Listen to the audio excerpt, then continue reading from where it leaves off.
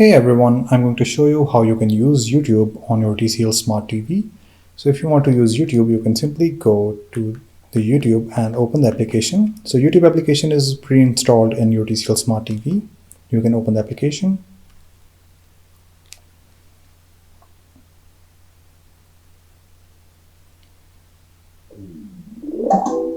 And once the application is opened, it will prompt you to sign in. So you can sign into the application by navigating towards the sign in button. So you can simply choose the options from which you want to sign in.